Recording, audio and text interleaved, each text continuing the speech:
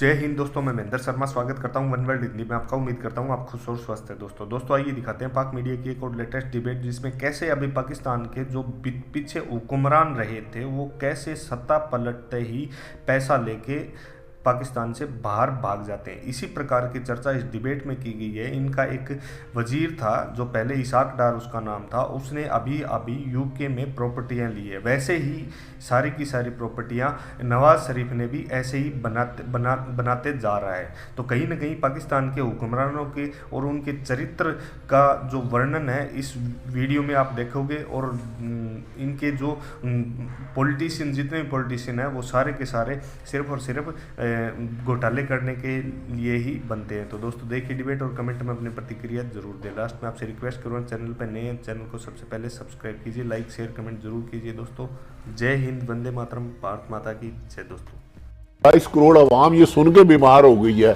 कि फलां सियासतदान उसको बुरा भला कह रहा है, फलां उसको कह रहा है, फलां उसको कह रहा है। इसाक डार साहब अब घोड़े से तेज भागते हैं वहां। पिछले दिनों उन्होंने कमो बेशतर 80 करोड़ की एक प्रॉपर्टी ली है। ये किस गरीब आदमी की बात हो रही है? ये इसाक डॉलर, ओ सॉरी 80 करोड़ की प्रॉपर्टी कहां पे ली उन्होंने जी? ये उन्होंने ली है जमीन बहुत काना काछा के करीब एक गांव है, चक 713 लाइयो यूके में, लेकिन ली ऑफशोर कंपनी के जरिए। अच्छा, अपने नाम पे नहीं लिया, ऑफशोर कंपनी के जरिए ली। उनके बच्चे 2 दफा इस दौरान दुबई से बड़ी तेजी यार वो बड़े गरीब आदमी, कहीं से कर्ज लिया होगा उन्होंने। देखें, कर्ज लिया था यूके में 80 करोड़ रुपए की प्रॉपर्टी ली है। और ये जो प्रॉपर्टी ली है उसके साथ एक जगह है जिसकी कमो बेशतर कहा जाता है तकरीबन 55 करोड़ पाकिस्तानी हो रहा है, उसकी भी बात चल रही। अभी दुआ खैर नहीं हुई? नहीं, अभी तो पार्टी शुरू हुई है, 22 शुरू हुआ। तो कादी साहब, वो नवाज शरीफ साहब ना मेरे लिए बाहर गए थे ना आपके लिए बाहर गए थे। अब यानी 80 करोड़, मेरी तो गिनती खत्म हो जाती है। 80 जमा 55 करोड़, 55 कह रहे हैं 50 कह रहे हैं आप? 55 करोड़ ठीक हो गया। वो साथ ही कोई उन्हें पसंद आई है, वो इनके 1 अरब 35 करोड़ बन गए ना। तो यार ये तो पीनट है ना उनके लिए। काजी साहब इधर जो महंगाई मार्च करते हैं ना, महंगाई मार्च, यार एक इतनी मुल्क को उन्होंने वेलफेयर स्टेट बनाया है, इतना तो हक बनता है ना उनका। बड़ी साहब, इनकी एक शादी 2 दफा होती है और उस पे मलक साहब इतना पैसा लग जाता है कि वो ठेका जिसने लिया था डेकोरेशन का, उसने दुकान बना ली है। अच्छा, सिर्फ एक डेकोरेशन की बात आप कर रहे हैं, बाकी नहीं?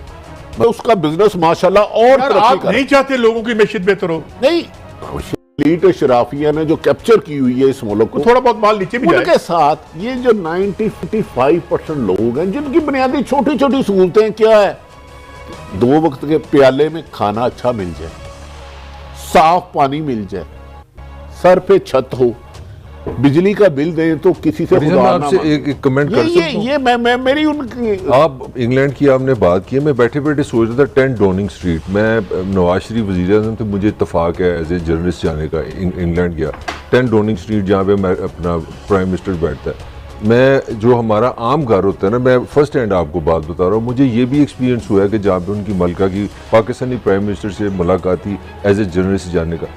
मैं सोच रहा था अभी कि हमारे प्राइम मिनिस्टर जहाँ पे रहते हैं वहाँ पे उनके नाम पे सड़कें होती हैं, सिक्योरिटी होती है। मौजूदा प्राइम मिनिस्टर भी एकर्स में रहते, उनका घर है, नवाज शरीफ का पूरा एरिया। इस तरह इंग्लैंड में है वहाँ के वज़ीर-ए-आज़म इतने बड़े घरों में रहते हैं। मुल्क का वज़ीर-ए-आज़म बताए यूके का जिसकी पाकिस्तान में 3 दफा वज़ीर फिनांस रहा हो और एक ही सौदे में 80 करोड़ की प्रॉपर्टी करे और साथ ही लेने 80 करोड़ का जाए, साथ ही 55 करोड़ की पसंद कर रहा है, ये भी ले लो। अच्छा, मैं सॉरी, कितने बंदे हैं काजी साहब पाकिस्तान में? मैं आपकी सॉरी बड़ी साहब, यहाँ आप अमेरिका और यूके से तो बहुत यार एक बात तो समझे ना काजी साहब, एक छोटी सा वाकया बताना जरूरी है क्योंकि दुनिया के हम हुक्मरानों की बात करें, अमेरिका इंसानी तारीख की सबसे बड़ी इकोनॉमिक माइट आई है, उस पर इख्तलाफ कर सकते हैं।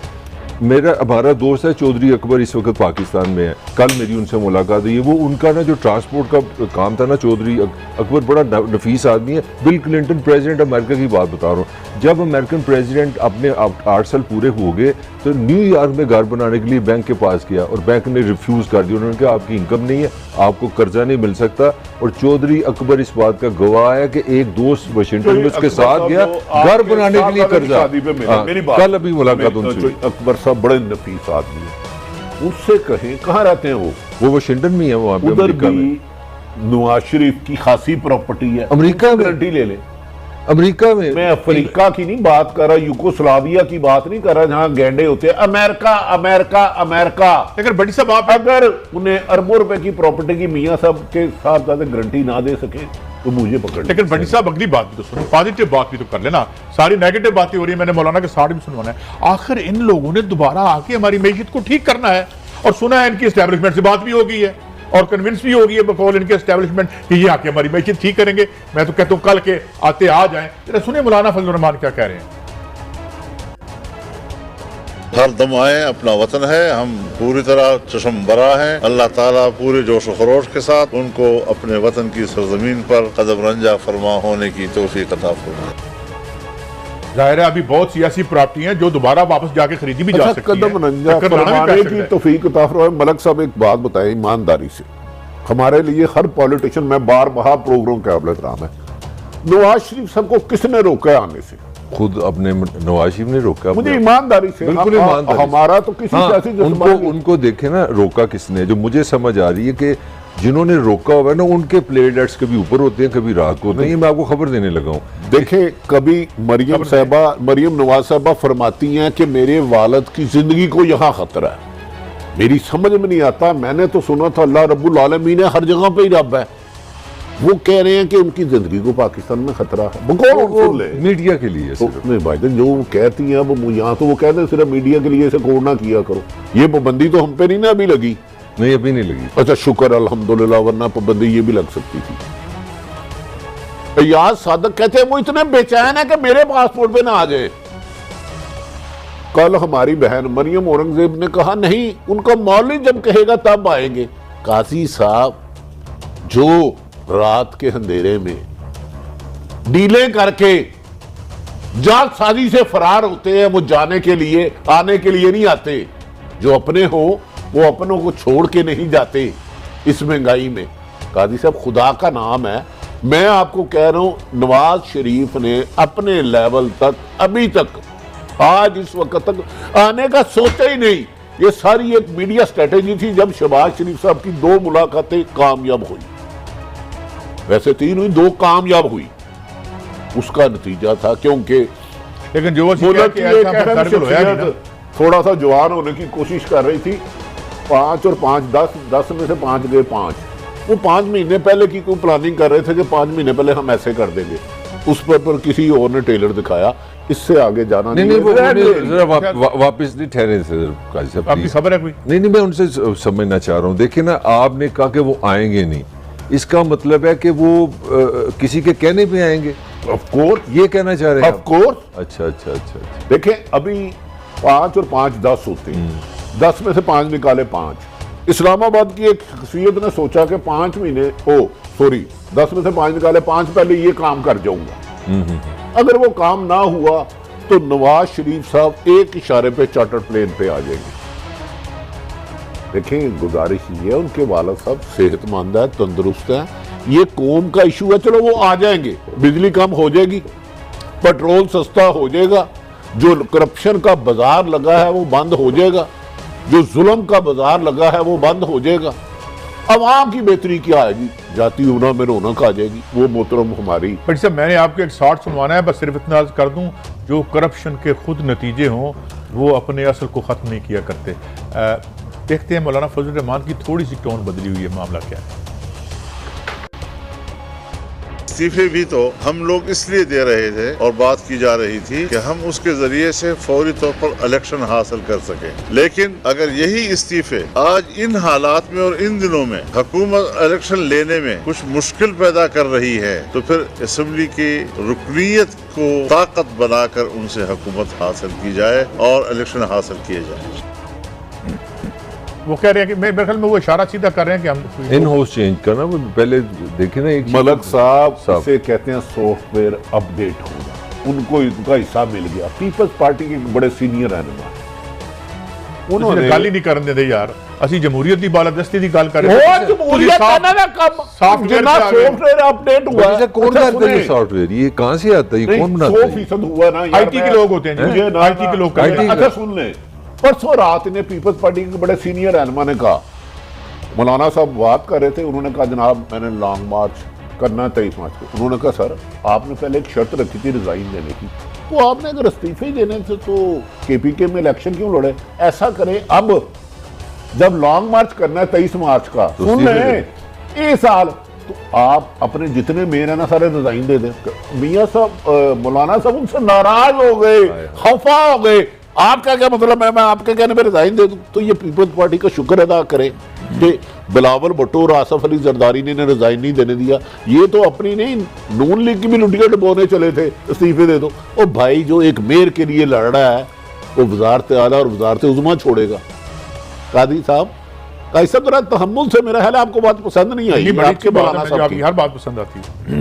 तो लिहाजा मौलाना साहब का सॉफ्टवेयर अपडेट हो गया और उन्हें यार वो करना हो सकता है उनको यकीन दहानी कराई हो। मुझे नहीं पता कि आइंदा केपीके में हुकूमत आपके साथ मिलके बनेगी जो भी। तो ये कौन सी हैरत की बात है, परवेज मुशर्रफ में बनवा के दी थी इनको। बहरहाल नहीं वो क्या हमारी खबर ये हमेशा अंडर एस्टिमेट करते हैं। जमात इस्लामी भी शामिल देखिए 2 साल बाद की हिकमत अमली आप उनको दे रहे हैं। मगर भट्टी साहब बात ये आपकी खबरों से को ना ना लड़ाई है ना मैं को बहस करना चाह रहा हूँ, मगर हमारा सवाल वही है कि क्या इससे पाकिस्तान का कोई निज़ाम, कोई रियासत को अवाम क्या बदलेगा, क्या क्या कर लेंगे? चले आज हम भूल जाते हैं, मैं कल मेरे पास जादू की छड़ी है, मैं कहता हूँ मौलाना को आप कल से शेयरिंग दे दें केपीके में, नवाज शरीफ को भी मैं साथ दोबारा वही कर दूँ, सारा कुछ कर लें। मैं जो पाकिस्तान देख रहा हूँ उसमें मुझे बताएं कोई किसी के उसको प्लान है, कोई डायरेक्शन है, कोई हिकमत अमली है? यार क्या हम मलिक साहब आप इतनी भी ज्यादती ना किया। देखिए बात सुनिए, मैं एक खबर दे दूं आपको एक खबर जो मैं कहना चाह रहा था। मैं इस वक्त जो पाकिस्तान के फैसला करने वाले मुझे लग रहा है उनके भी प्लेटलेट्स फाइनल नहीं है। कभी उनके भी सुबह हो जाते हैं कि नवाज शरीफ बुला ली, रात को कहते हैं नहीं प्लेटलेट्स नीचे आगे रह दिए। ये 12-12 घंटे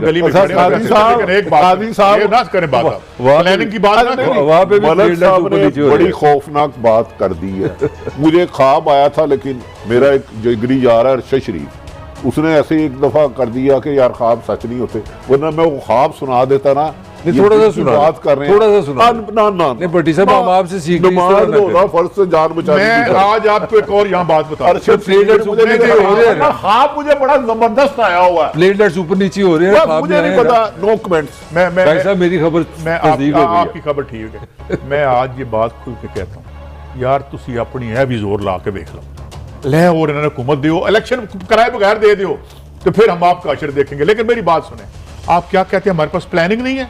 हमारे पास वही 4 कंपनियां मौजूद है ठेकेदारों की। आप कैसे आदमी हैं? सारे ब्यूरोक्रेट मौजूद है जिन्हें हम 15-15 लाख की तनख्वाहें देंगे और उनको सरकारी तनख्वाह, हमारे सारे प्लान मौजूद हैं, हमारा काम फिर धंधा शुरू हो जाएगा। यार आप कैसी बात करते हैं कि हमारी तैयारी नहीं है? नहीं कहे साहब नहीं तैयारी चले फवाद जो सब सुन लें। अब ये आपने जवाब नहीं मेरी बात को, ये आप क्यों अंडरमाइन करते हैं? नहीं ये निजाम नहीं चलेगा, ये अंडरमाइन क्यों करते हैं? शॉर्ट चलाने बाद में बात, ये निजाम नहीं चलेगा, बात करते हैं ऐसे नहीं जी।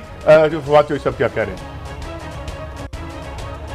शहबाज शरीफ साहब ने एफिडेविट दिया था कि नवाज शरीफ को वापस लेके आएंगे। अब या वो नवाज शरीफ को वापस लेके आए या जेली एफिडेविट में असूलन तो हाई कोर्ट को चाहिए कि आज खुद नोटिस ले। बाकी तो जो मोटरसाइकिल चोर होता है उसके तो पूरे खानदान को उठा के ले जाते हैं कि जब तक चोर नहीं आप देंगे। उनकी बहू बेटियां भी पुलिस में रहती हैं। तो बड़े चोर के लिए ट्रीटमेंट अलहदा और छोटे चोर के लिए ट्रीटमेंट अलहदा।